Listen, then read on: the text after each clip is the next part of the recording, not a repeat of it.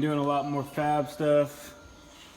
I cut out all the old pockets back here. I cut out more of the trunk floor. I've got all this ready to get burned in.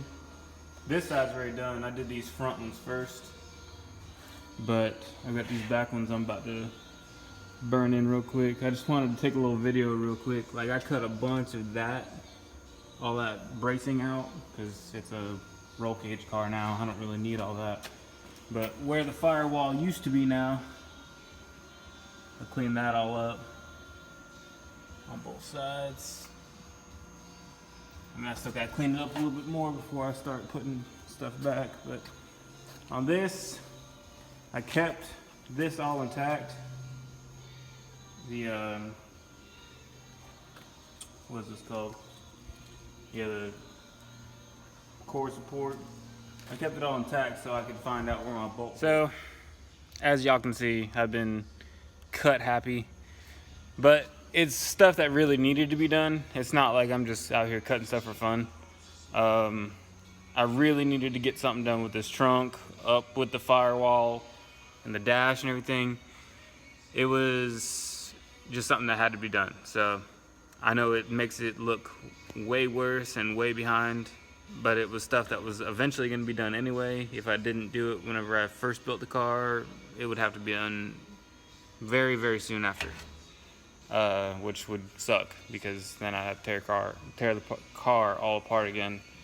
But like I said, I'm in the trunk right now building the floor, and I got the fuel cell right here.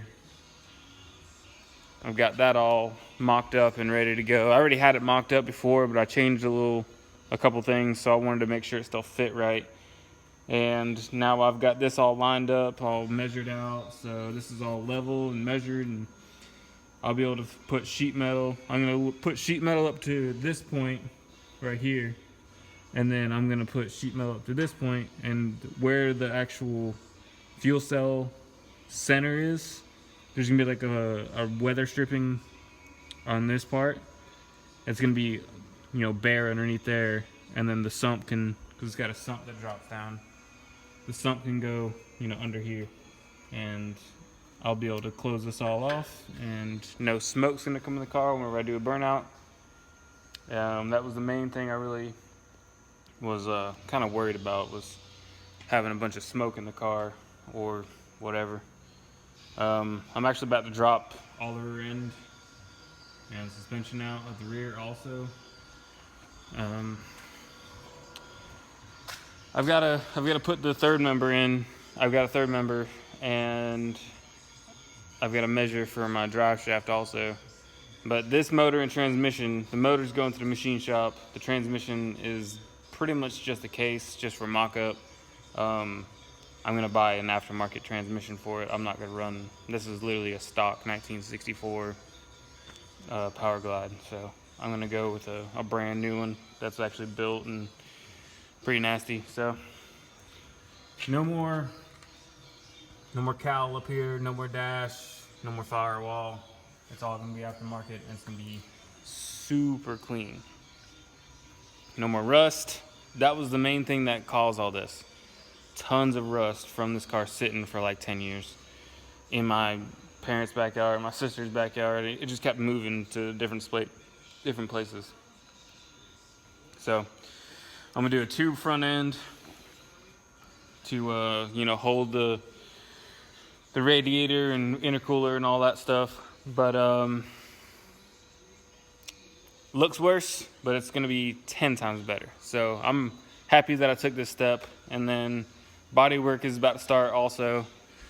I'm really happy with how this is turning out. So big deal. It's just one of those things. I didn't really want to go this far at first, but it needs to be done, so might as well do it now before I even get it done. So y'all stay tuned. I'll take some more videos as I go. Well, that's the stopping point for today. I didn't get a whole bunch done after I recorded the last video. I cleaned up a little bit more stuff. Did a lot of looking and measuring and making sure everything was gonna be good. I just want this thing to be right the first time, so I'm taking my time doing it right and trying not to rush. It's really hard, but patience is a virtue.